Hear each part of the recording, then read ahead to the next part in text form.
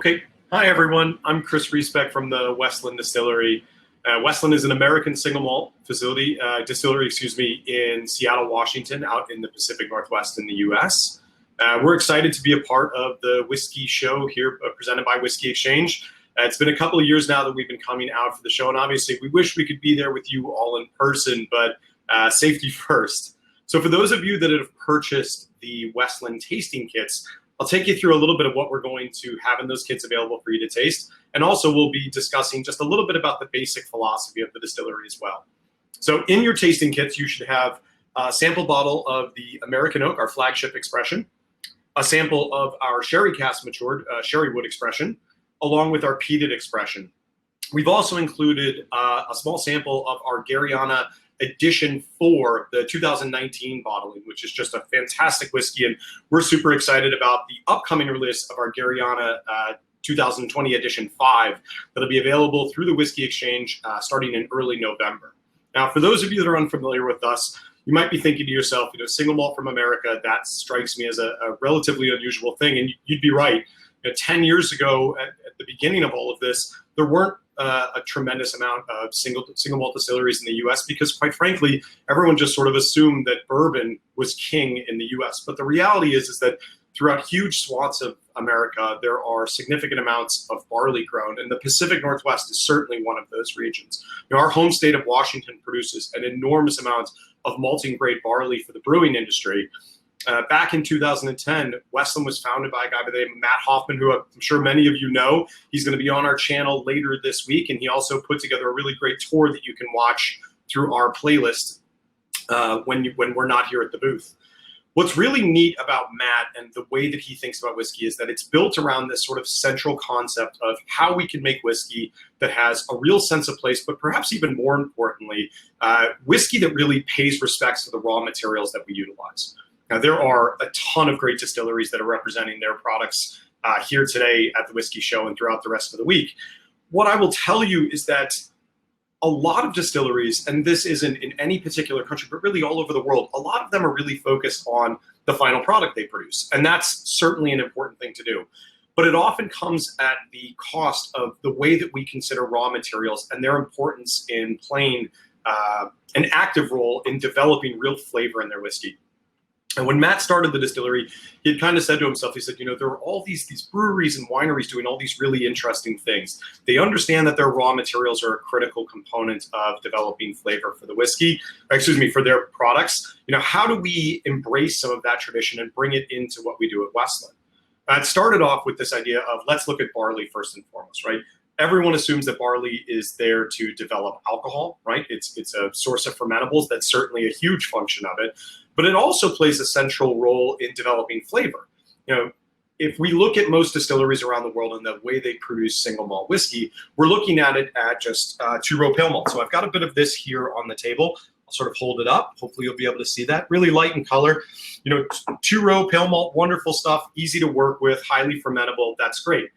But it has a fairly standardized flavor. And if you start looking at distilleries all over the world, you recognize that a huge majority of these facilities are actually using the same type of barley over and over and over again. Now, whether or not that's the exact same varietal or strain, that's certainly different. There'll be different commodity systems in different places. But when you look at the use of barley, functionally speaking, two-row pale malt is sort of king. The reality is that for centuries, the brewing industry has understood that the type of barley that you utilize to make your beer has a huge impact on the flavor of the beer. And we've taken that concept and added it over to Westland as well. So in addition to our pale malt, we run something called 5 malt. 5 malt's really sort of the thing that we're the most known for, certainly part of our house profile.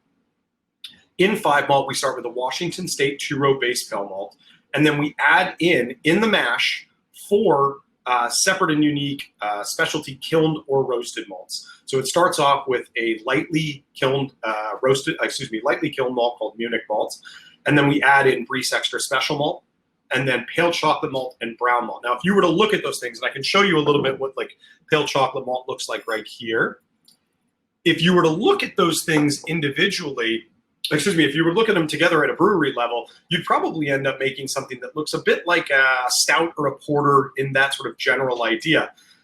There really wasn't anyone doing that at the distillery level, because one of the major challenges with working with these roasted malts is that it hurts your yields, right? When you're roasting that malt, you're carbonizing a lot of those starches that you would want access to, so they're no longer fermentable. So a lot of distilleries won't work with them simply because they increase their costs. But if you heard something that Westland said for a long time, and frankly Matt said during his live tour show yesterday, is that costs aren't the thing that we're focused on. We're focused on making quality whiskey. We want to produce a spirit that has a real sense of place, that gives people the impression that it is the culmination of all those raw materials, but at no time sort of takes the raw materials out of it. In our 5 malt, we get this beautiful coffee and chocolate aromatics that come through, and they're even present on the finish of the whiskey as well. So there's probably no better place to sort of identify that than in our American oak. Again, our flagship expression. All of the whiskeys that we produce at Westland in our core range, so American oak, sherrywood, and peated, they're going to be done at 46% alcohol with no chill filtration and no caramel coloring. We really feel like that shows the whiskeys in their best light. All of our limited expressions, things like Garryana, our soon-to-be released Calere next year, along with limited single casks and things like our cask exchange program, all of those are going to be released at 50% and above typically. What I would suggest is, if you've got your kit open, let's start with the American oak now. So again, 46% ABV, no chill filtration, no caramel color. This whiskey in particular is really interesting because not only are we primarily using that 5 malt expression, a huge majority of the casks that go into it will be 5 malt, but they're also going to be matured in air-dried new white American oak. What do I mean by air-dried new white American oak? I mean that we're using the same type of casks that are very commonly found at winery operations. Why is that? Well, because wineries understand that the tannin in oak naturally is a very aggressive thing. And when you take a really light, delicate spirit, like a barley-based spirit, you need to ensure that the types of tannins, or the amount of tannin that's coming through from the cask, is limited so it doesn't overpower the whiskey. Now, the way that some producers avoid that is by using kiln-dried oak, right? So kiln-dried oak's going to have a lot of that tannin. It's not going to have had a chance to break down, and I'll get into how that works. But they'll mature the whiskey for longer and longer amounts of time. But over time, that tannin just starts to overpower the actual distillate. At Westland, all of our core range expressions now are 4 years in age and getting older, which is a super exciting thing for us. We don't use age statements on the packaging. We believe that the quality of the whiskey should be, found in, frankly, what you taste and what you smell versus what you read off of the label. Now, getting back into air-dried oak. So the way the process works for us at Westland is we work with a company called Independent Stave Company to source all of our air-dried new white American oak. We specify for them that we want slow growth oak. Now, slow growth means that there's actually a bit more porosity to the wood, which increases the amount of interchange of oxygen to the distilled spirit once it enters the cask. That's a really good thing because it helps to break down some of the aggressive elements in the distillate, and it also ensures that what you're going to get from flavor coming through is less of that creamy sweetness and more of sort of the nuanced flavors. So instead of just getting vanilla coconut, maybe you're getting more of like a waffle cone kind of flavor coming through with it. It's just an awesome type of cask. But the general process goes for air-dried oak. A tree's in the forest, it gets cut down and turned into board footage. That board footage is then laid out in a drying yard. And in the case of Westland, it'll sit there for between 18 and 24 months. And during that 18 to 24 months outside, they're hitting it with groundwater on a regular basis. And that water acts like a way of breaking down the tannin that exists in those what will become staves, at this point just board footage. And then when it's built into a cask, by the time that we fill that cask with liquid, we're not removing a lot of that tannin. It's not getting added into the spirit. Quite frankly, it's already sort of fallen out of the barrel at that point, which is a great thing because it ensures that what you're getting is more of the emphasis of the barley, frankly, some of the yeast from the fermentation profile that we have here at Westland, along with, frankly, the balanced aspects of what you would want out of oak casks coming through from there. So those casks, we work with 2 different types specifically. We've got Independent Stave Company's Cooper Select. Cooper Select is going to be an 18-month air dry with a number 3 char with a light toast. So you're going to get more of that vanilla from that kind of a cask, less of the spiciness. And we also buy their Cooper's Reserve, which is a 24-month air dried style cask with a very heavy toast and a very light char, like a number 1 char to it. Now those heavier toast casks, that's where you get more of that cinnamon, nutmeg, baking spice kind of flavors coming out. And that's great because, again, if it were just heavy vanilla, if it were just coconut, just caramel, that's going to be too sweet. We want to be able to balance that out. In a typical vatting of American oak, we don't specify it's got to be, half Cooper Select, half Cooper's Reserve. It's really built around Matt Hoffman, our master distiller and co-founder, and Shane Armstrong, our blender, kind of recognizing that we need to create consistency in the vatting year on year. And as I'm sure all of you are aware, no two barrels, even if they're from the same tree, interact with the spirit the exact same way. Now, we take that 5 malt distillate. Excuse me, let me back up just a touch here. So we've got that 5 malt that's in our mash house, right? We have a fairly standard mash condition. It's between a 4 and 5 day fermentation. We do a 24 to 48 hour cold crash. What's interesting is that when we ferment our liquid, we're using a Belgian Saison brewer's yeast. So we don't use that M strain of yeast that's commonly used not only here in the States, but frequently all over the world for distillers. The M strain of yeast is high, it's a high attenuator, which means that it consumes the majority of the sugars that are in the mash, but it doesn't tend to have a tremendous amount of flavor that comes through with it. Now, in the case of our Belgian Saison yeast, those of you that have had Saison style beers, especially Belgian Saison beers, you'll recognize that there's a pretty unique flavor that's built into there. Now, when you ferment a Belgian Saison yeast at a relatively low temperature, you get more of that clove kind of flavor coming out. But if you ferment it at a relatively high temperature, you get a lot of that really neat ester formation coming through. And those esters are going to be the things that we're actually looking for. So we intentionally ferment at a relatively high temperature. We actually let it get up into the mid 80s in terms of its terminal fermentation. That's considerably higher than what most producers would do. And the reason that we do that is because it allows all of those really wonderful ester notes that come through in the mash to balance out some of the roasted notes of the malt. So if you think about the flavor of dark chocolate or dark coffee, those are really aggressive, bitter, bold flavors. You're going to need something fairly fruity, something a little more aromatic to help balance that out. And we think of the yeast as playing that role. So instead of waiting for the sort of the casking of the whiskey, or frankly, the blending of the whiskey to try to blend some of those flavors together or to harmonize them, we're actually doing it in line with the production process. So we take these big, rich, bitter flavors that exist in roasted malt, especially that pale chocolate malt and the brown malt. We're fermenting it with that Belgian Saison brewer's yeast at a high fermentation temperature, getting some of that ester formation. So that's those flavors of cherries and orange peel, lemon zest. Those things are great, right? You want to take those. Now, those against those sort of heavier, bitter notes that exist in the chocolate and the coffee, they do a great job at balancing. So now, instead of maybe 90% dark chocolate, you're left with something that's like 70% dark chocolate. And you're getting this really wonderful, savory element that comes through that would have been bitter had it not been balanced out with that yeast. So let's start with a little bit of the American oak now. So again, it's that air-dried new white American oak. It's that 5 malt barley bill.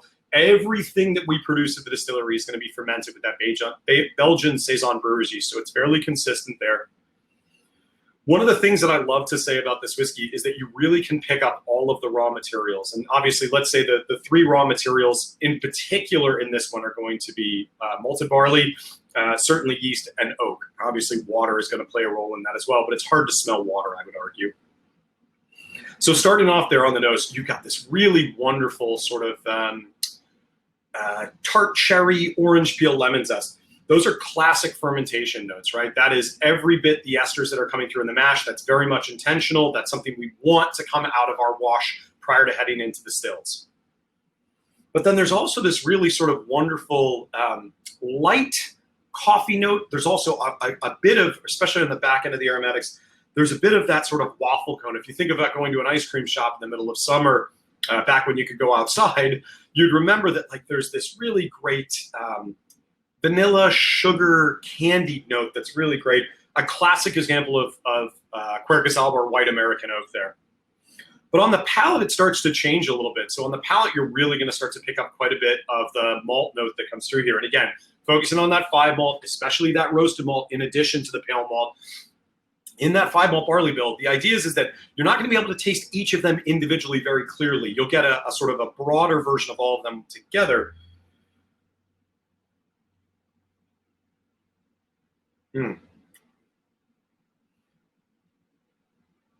Oh, just loads of coffee, loads of chocolate on the finish. Just such an outstanding bottle of whiskey. What's really great about the American oak bottling is if you look at it in the context of sort of the broader single malt whiskey universe, there are things that we are doing in this. The use of roasted malts, the use of a unique yeast strain, or a non-common yeast strain, I should say. The use of air-dried new white American oak. For a number of distilleries throughout the world, those would be considered limited edition whiskeys. And in fact, for Westland, that is literally the core. That is the central philosophy of what we do as a distillery. Now, if you've got any questions on any of these, feel free to add notes into the chat function. Happy to answer those. And if you want to jump in, just give me a second. I'll have to come around the table and jump in on the moderation panel to let you in. But what I like to describe to people with American oak is that it fundamentally acts as sort of the trunk of the Westland tree, right? Every single thing that we do as a distillery is built around this standardized flavor, right? It's that waffle cone on the nose. It's the orange and cherries and lemon peel, some of that citrus note. It's the coffee and chocolate on the palate, right? Those are really consistent things. But those flavors are evident in all of our core range whiskeys, again, the sherrywood and the peated, because that 5-malt spirit is really the house profile of what we do. Now, as we build into those things, obviously there's going to be additions to that. So in the sherrywood, there's the addition of Oloroso and Pedro Jimenez Spanish sherry casks, a mixture of hogsheads and butts. And then in the case of peated, we're actually bringing peated barley over from Scotland. It's mashed, fermented, distilled separately, and then added into it. So what I'll do is I'll jump into our sherrywood now. So again, if you've got that kit, feel free to grab that glass. It feels like a shame to pour that out, but it's a little early here in the US right now, so probably not the best time to be swallowing all the whiskey in the glass. Okay, so we've got a bit of the sherrywood now. Sherrywood's a real pleaser of a whiskey. If you're expecting this to be the sherry whiskey you've had from everyone else, it's going to be different, and very much intentionally so. What I love about our sherry cask matured is that it's not just sherry. There's actually quite a bit of the malt note coming through as well, and that's really sort of great. So let me talk a little bit about the way that we acquire our sherry casks, because that's actually a huge part of what makes this whiskey so unique against other sherry single malt producers. So when we purchase our sherry cask, we're working with a company called Tonelería del Sur. They're down in Montilla, Spain. We work with the Caballo family. And Rafa Caballo has been running the firm now for a number of years. They're fantastic bodega. Excuse me, they're a fantastic cooper. They provide us with really wonderful stuff. The way that they work is a little bit different. So our conversations with Rafa and our conversations with that company basically start like this. We want to buy sherry casks. We want to buy high-quality Oloroso and Pedro Jimenez, and we want to buy them in both hogsheads and butts. In order for us to do that, we want to ensure that by the time that barrel gets back to the States, it has as much of that resinous sherry flavor as humanly possible. So what we do in this case is we will actually go to them and say, we want to buy what's known as upright and wet, which means that the barrels aren't broken down into hoop and stave. So if you look at a lot of producers, certainly in Scotland, this would be commonplace, and it's actually fairly common here in the US. You're buying breakdowns. So the barrel is broken down into hoops and staves. It's palletized, wrapped on a rack, and then it's shipped to a cooperage relatively local to the distillery where it's rebuilt. In our process, those barrels are literally wrapped, put onto pallets standing upright, and then shipped directly to us in Seattle, which ensures that by the time that barrel gets to us, we're basically trying to fill it within a week or two to ensure that we're getting as much of that resinous sherry flavor coming through as well. It's a fascinating way of doing business. It is significantly more expensive than the sort of classic way of most producers buying their casks where they can buy those breakdowns. And if you think about it from a basic perspective, one of the things that this avoids for us is, you know, in the process of shipping, and this is a natural part of the business, it's an unfortunate part, but something you need to be mindful of, is that a lot of those staves could get broken or bent or damaged in a way where that cooper is going to have to replace them. When shipping the barrel upright the way that we acquire it, the potential for any of those things to happen, especially because it's palletized quite tightly, it's probably not going to be nearly as much of a significant factor and something you need to be worried about. So that ensures that those barrels that might have 2 or 3 staves that get broken and need to get replaced with something else, you know, you're making a pretty massive assumption that the stave quality of what you're going to get is going to be a 1-for-1 sort of exchange. And I think that would be an impossible thing to sort of to have every single time. So for us, these barrels get to us, they've got a small amount of resinous sherry, and then we dump that immediately, and then they basically get put into the filling line right away. So this is great. It allows all of those sort of rich tones of sherry to come through. And amazingly, because we're only using our sherry cask for a couple of years in these, again, sherry's got an interesting sort of vatting profile that I'll talk about in a second. You know, we're able to get right now, it appears, between 2 and 3 fills before those sherry casks start to have that sort of second or third fill character that I think is fairly common for distilleries that are using them for 8, 10, 12 years potentially for their first run of it. So I mentioned the sort of vatting profile here, and this is something that is quite different. So in our vatting profile on this, you have to think about it in terms of equal thirds, right? So a third of this whiskey is going to be indistinguishable basically from American oak. It's going to be our 5-malt barley bill, 5-malt new make spirit. It's going to be matured in air-dried new white American oak casks. We also have a third of it that is going to be a mixture of our 5-malt spirit and some of our Washington pale malt spirit, again, in separate types of casks, that is going to be matured exclusively for their full maturation in either that Oloroso or Pedro Jimenez hogsheads or butts. And then the final third of the sort of vatting, and again, vatting size for us right now is typically between 40 and 50 casks at a time. That final third is going to start its life as 5-malt distillate in air-dried new white American oak. And then they will get finished for between 18, 24, possibly 36 months into those Oloroso and Pedro Jimenez sherry butts or hogsheads. So the best part about that is that we're ensuring that we get a little bit of that air-dried new white American oak component coming through in addition to some of that sherry component coming through. You know, the challenge for anyone is, and I think any distillery in this show would say the same, is that, you know, getting your whiskeys to have a sherry flavor but not be overwhelmingly sherried is incredibly challenging. There's no doubt that sherry wood is one of the most difficult whiskeys for us to make at the distillery because it requires such an immense amount of balance coming through. You know, we need to ensure that when that whiskey comes off of the blender stack and sort of out into the marketplace, that it's consistent with the batches prior, but perhaps even more importantly is that that whiskey has enough of our malt character coming through. You know, it wouldn't be a Westland whiskey if it just tasted like sherry cask and it didn't taste like grain. You know, for us, that's a huge part of it. If your whiskey doesn't taste like barley, then why are you drinking it? It seems like such a common thing to sort of wonder. But, you know, again, here on the nose, things change a little bit. So the first thing I always get out of this, and it's the two sort of simple tasting notes, but the first one is always, it's maple syrup. It smells like butter and maple syrup. There's this really oily, really sweet candied note coming through.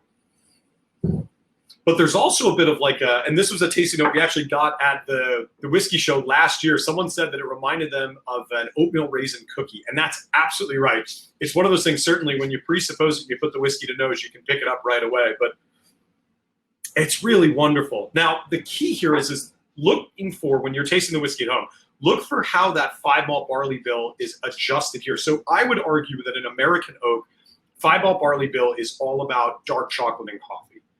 In the sherry wood, those flavors exist, but they've been altered ever so slightly to have a bit of a different profile. So here I pick up, it's milk chocolate and chocolate-covered raisins. So obviously, raisins not terribly surprising, fairly common feature of a sherry cask matured whiskey, but it's the chocolate note that I keep coming back to, or it even sometimes reminds me a bit of like coffee with a bit too much sort of cream in it, right? Where you're losing some of that dark, heavy flavor. You're getting more of that creamy note coming through, but it's just such an awesome little whiskey. And it stands as such a contrast, frankly, to the way that most sherried single malts are produced around the world, where it's 100% sherry, just loads of that flavor, where you're really losing any of the grain aspect on the back end of it. And that just feels so counterintuitive. You know, barley is such an incredible grain. It provides such a unique flavor, especially when you look at it the way that Westland does, where we're using those roasted malts in addition to pale malts. Yeah, we want to celebrate that. The last thing we would want to do is put out a whiskey that just simply tastes like the barrel and frankly not like the grain that went into it, because it's a respect for all of the raw materials that's so critical to the overall profile of the whiskey. So, okay, that is our sherry wood. So I'm going to take a second before I get into the peated and talk a little bit about American single malt and where we are today at this point. So for many of you, you'll recognize that American single malt has been something that we've been building up. We've been doing since 2010. We put our first whiskey in the market in 2013 here in the US. We've also actually been one of the co-founders of the American Single Malt Whiskey Commission, which is working to basically establish, promote, and protect the category of American single malt, not only here in the United States, where it's certainly very important to do so, but frankly, all around the world. We actually got an email just yesterday that Discus is working with the Australian government to create a protection for American single malts while we're simultaneously working for a standard of identity here. At a very basic level, American single malt is probably not going to look terribly different from a a sort of rules and regulations perspective as what you would see in Scotland. However, there are a couple of noticeable changes there. So for us, American single malt means it needs to be mash distilled, matured at one distillery here in the United States. So again, that's fairly consistent with what you would expect in Scotland. But perhaps even more importantly, it's that we've removed any consideration of age statements, and we very clearly stated, and this will be a big one against other American whiskeys, that it doesn't need to be made with new oak. You can use just oak casks, and they can't be any larger than 700 liter in capacity.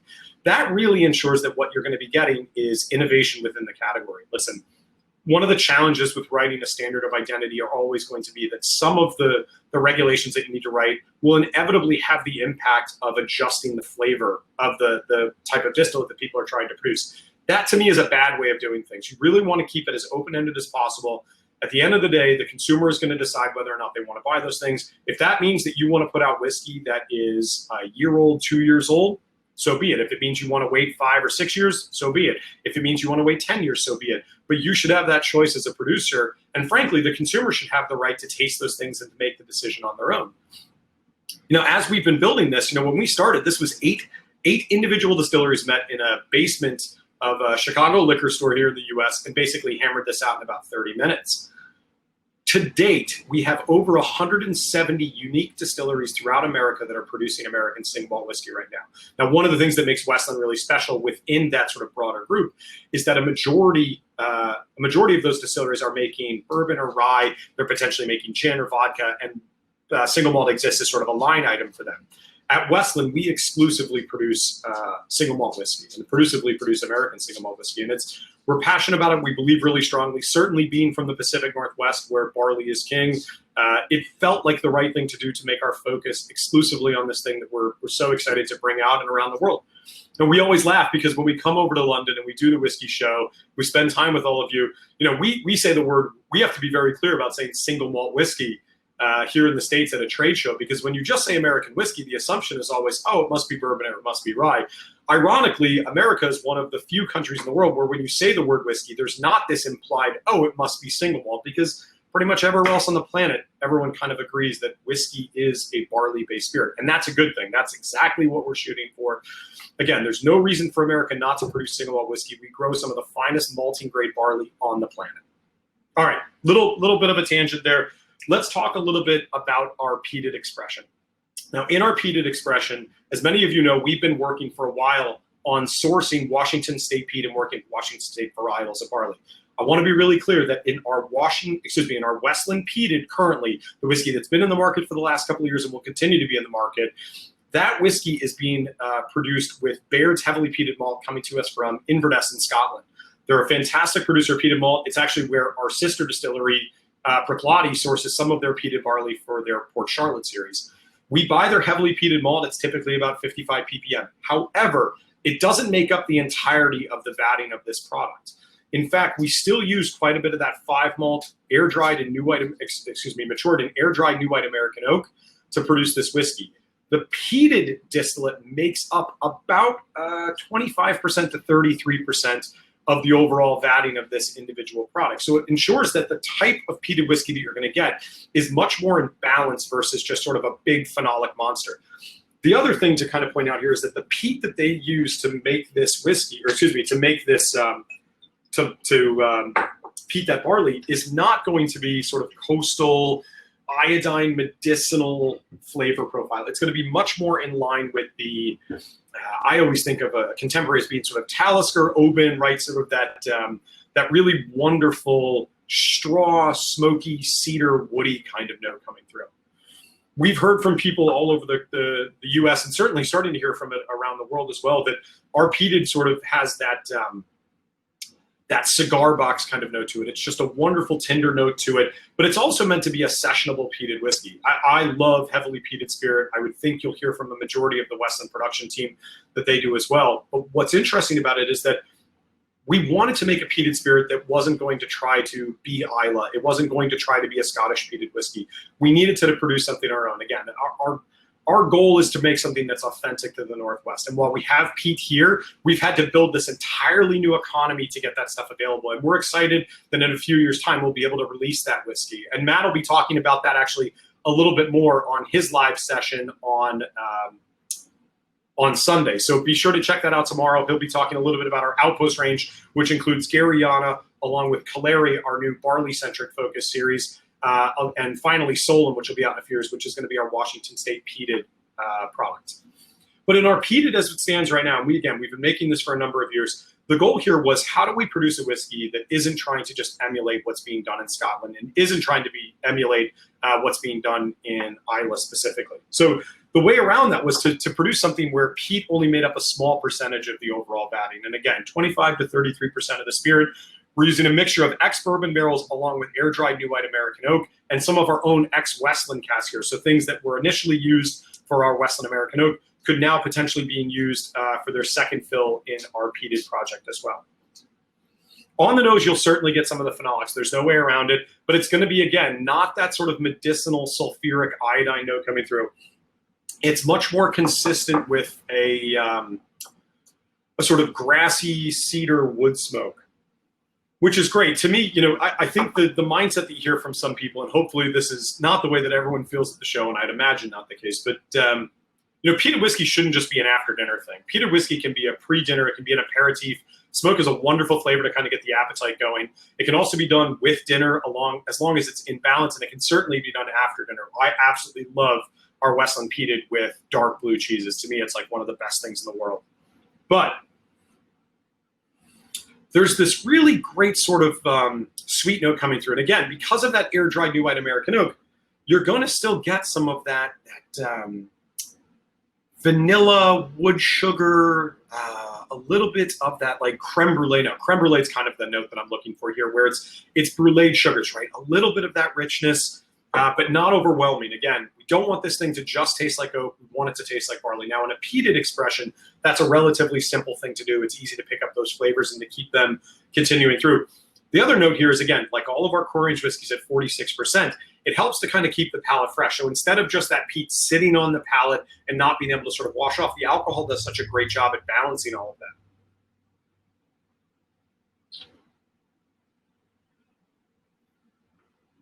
of that. Yeah, that's just such a great little glass of whiskey. What I love about it is it's such a different expression. Listen, at the end of the day, a distillery in Seattle shouldn't be making, we shouldn't be trying to recreate Islay. There is a goal in whiskey that I think all distilleries, whether or not they recognize they should have, and it's certainly one that we recognize and we're really mindful of, is we want our whiskeys to have a sense of place. There is a huge debate going on within the whiskey universe right now about the idea of provenance versus terroir. And I could probably make an opinion or a position on both of them. But what I will say is that more important is, arguably right now, is sense of place. Do your whiskeys reflect the character of the land that you come from and, frankly, the people that make it? And in Westland, that's absolutely the case. We're really proud of the fact that our whiskeys have a unique house profile, that they're very much our whiskeys, and that they're not chasing someone else's sort of profile or someone else's style. In fact, one of the things that I love about American single malt as a category so much is that there are already starting to see these wonderful sort of regional variances coming through, whether it's, someone in the Southwest using mesquite to smoke their barley, or distilleries in Texas using post oak, or distilleries in the Northwest like us using native species of oak like Garryana to mature a spirit. That's really one of the wonderful things. You've had this in Scotland for so long, and I think you'll continue to see more of it as single malt becomes more and more globalized in a very good way. American distilleries have this wonderful opportunity because of how vast the geography is here. We're roughly 3,000 odd miles tip to tip, so 5,000 kilometers from East Coast to West Coast. It's an enormous amount of country, which means that we shouldn't be all making the same thing. And that's never been more clear than the fact that there's single malt as this sort of growing, wonderful category focused out of the Pacific Northwest. Ian McKinley, I see your note here about looking forward to trying the local peat when it's ready. A couple years away, we're anticipating right now a launch date of hopefully 2023, 2024. But it's going to be great, and Matt will be talking about a little bit tomorrow during his live session, Westland Distillery Outpost at the Edge of Whiskey, which should be awesome. You definitely want to check that out. It's a great opportunity to see actually our new packaging that'll be available on our 2020 edition of Garryana as well. All right, I'm going to finish with our Garryana. So this is our 2019 edition. Such a cool addition to the boxes, an addition to those boxes.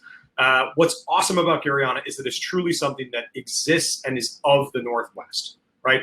Barley is grown throughout a majority of the western United States, certainly concentrated in the Pacific Northwest, but Gary oak is down to a fraction of its original habitat. It's actually now a protected species of oak throughout a number of states. And in fact, when Westland works with Gary oak trees, we can't go in and actively cut them down. We have to wait for trees to naturally fall, or we have to be working with local farms that might potentially have the trees on their property and can work with them. We have, just like Washington State Peat, had to develop an entirely new economy for this. Now, Garryana is an incredibly beautiful species of tree. We can put some pictures up in our booth as well so you can take a peek at what they look like, but it's a very difficult wood to work with. So let's just compare Quercus alba and Quercus Garryana. So Quercus alba is white oak, Quercus Garryana is Gary oak. Quercus alba is going to be a sort of medium to fine grain, relatively coarse, but it is going to have very classic notes of vanilla, creme brulee, coconut.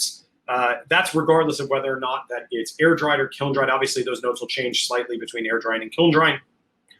Garryana and Gary oak in general is every one of those flavors, but significantly deeper, darker, richer. So I always laugh, but the flavors that I pick up right away on Garryana are going to be like ginger, clove, nutmeg. There's a bit of like a dark rum aspect that comes out of it. The other thing I would say that I pick up more than anything is this beautiful Kansas City barbecue sauce. There's this really rich, chamois sort of, it's almost a lush flavor is the right way to think of it. That flavor is incredibly powerful. In fact, when we make our vatings of Garryana, only a few of the barrels that are used in the overall vatting can be Gary oak, because if we were to use any more of that, or in a capacity of thinking about the idea of like an exclusively Gary oak matured vatting, it would be overwhelming. It would be the only thing that you would taste. You'd get absolutely no barley flavor coming through. And again, critical to the Westland mission is this idea of supporting and frankly showcasing all of the raw materials that go into our whiskey. So in our 2019 edition, this is the fourth time that we've produced it. We started the Garryana bottling series back in 2016, and prior to that, had actually released a small amount of single casks of Garryana exclusively here in the US. They are, at this point, almost impossible to find. They've been sold out for a while. We see them pop up in auction sites here and there at a pretty hefty premium, but they're great little casks. I actually have one of them right here, cask 118. But to get into the Garryana, what's so sort of fascinating is that there is just an enormous spectrum for us to work with. So when you talk to producers, you'll typically hear that there are really kind of three species of oak that people work with, right? You've got European oak, you've got white American oak. We've seen some aspect of Mitsunara that's coming through. You've seen French oak. But with this Garryana is sort of this entirely new thing, right? It's a unique profile. It's something that's very challenging to work with, again, because the flavors are so aggressive. A majority of producers have actually kind of walked away from trying to work with it, especially at the winery level. Really, from the distillery side of things, we were one of the first to actively focus on Garryana, to kind of celebrate it as this unique ingredient or raw material to the Pacific Northwest. So in our 2016 edition, we had a bit of peated spirit. And what we found is that Gary oak actually has a light amount of natural phenolics to it already. So in the 2019, and every year, again, they've slightly changed from year on year. And the 2020 edition is a significant deviation from this as well. But the 2019, one of the things that we wanted to try was, what would happen if we took a big cask flavor in Gary oak and we matched it up against, obviously, another very big cask flavor in something like Pedro Jimenez. So in this vatting, we've actually incorporated 2 Pedro Jimenez casks, in addition to some Gary oak barrels, along with a number of ex-bourbon barrels that have held our either Washington Pale Malt Spirit or our 5 Malt Spirit. And then finally, we actually threw in an ex-LDI rye barrel that had held some some Pale Malt Spirit as well. So Garryana is always going to be bottled over 50% ABV. The 2019 edition was at exactly 50% ABV. Relatively small release. We only make a couple thousand bottles of this at a time, but it is just fantastic. If you've been lucky enough to try this, you've been lucky enough to grab a bottle. We only export, I want to say, about 60 bottles to the United Kingdom year on year, so it's a really small amount. We are actively making more of this. We're pretty aggressively pursuing more Gary oak casks as we can get them available to us, again, because it's a protected species. It's challenging to get access to those. But year on year, we anticipate making this a bigger and bigger part of our portfolio because, quite frankly, there's just such an appetite for it. People seem to really enjoy the whiskey. So, right away on the nose, I mean, it is just a totally different animal. It is there's a little bit of that sherried aspect, and obviously incorporating some of those sherry casks, you'll pick that up right away. But like I mentioned, there's that nutmeg, ginger, clove thing going on. It's just such a big, rich glass of whiskey, just incredible. Tons of flavor. What I always like, though, is that the aromatics of the whiskey and the palate of the whiskey, especially on Garryana, are slightly different. So the aromatics, this is still, it's a deep whiskey. There's a bit of like blueberries. There's some blackberries, some like darker fruits, some fig. Yeah, fig paste is something I can't help but to get on the nose here. But then on the palate, oh, it's big and rich. There's like a roast meat element to it. Oh, it's oily. It's such a dense glass of whiskey. There's real heft to it on the palate, which I absolutely love. Some of those fruity notes now have been replaced by a slight bit of woody note. So obviously some of that Gary oak coming through here. And I actually pick up quite a bit of the roasted malt character as well. There's this sort of like, if you think of the way like barbecue rub occasionally has like some ground coffee into it, tons of that flavor coming through. And it's just such an awesome glass of whiskey. Now, working with Gary oak, just like with white American oak, means that we have to be really mindful of the air drying process. So our Gary oak casks are air dried for even longer than our white American oak. So again, I mentioned our American oak. We're using that independent stave company, Cooper Select, Cooper's Reserve. Those are going to be either 18 or 24 months air dried. In the case of Garryana, you're looking at typically a minimum of 3 years of air drying, oftentimes up to almost 5 years, because of the natural phenolics that exist in the wood, and frankly, the aggressiveness of the flavor. We really need to temper that by kind of building it back a little bit, or I should say breaking it down before that we're going to go ahead and put spirit into those. We're also now getting to the stage where we're experimenting sometimes with the idea of starting something in air-dried new white American oak, but then moving it into a Gary oak cask. Those have been really exciting experiments, and it means that for years to come, we have so many new things that we can do with Gary oak, things that we'll be able to put out 5, 10, 15, 20 years from now, that'll continue to show people that there is an entirely new species of oak, this fourth species of oak, that's not being used, that has a huge application, and is just such a wonderful type of whiskey. So that's a little bit through the sort of core range of Westland. Again, I'm Chris Riesbeck. I'm the commercial director at the distillery. I invite you guys to come and spend some time with us at our booth. I'll be checking in periodically through the upcoming week with some live one-on-one Q&As if you're interested. You can also send us your questions if we're not going to be live in the booth to sales@westlanddistillery.com, and we'll get back to you as soon as humanly possible. But be on the lookout for our Westland core range American oak, sherrywood, and peated, along with our Garryana edition for 2019 bottling, available right now through your Buy It Now function on the website through the Whisky Exchange, and our 2020 edition of Garryana coming in early November. So thanks very much for coming through. Excited to have you here, and looking forward to talking to you all soon throughout the rest of the week. Bye for now.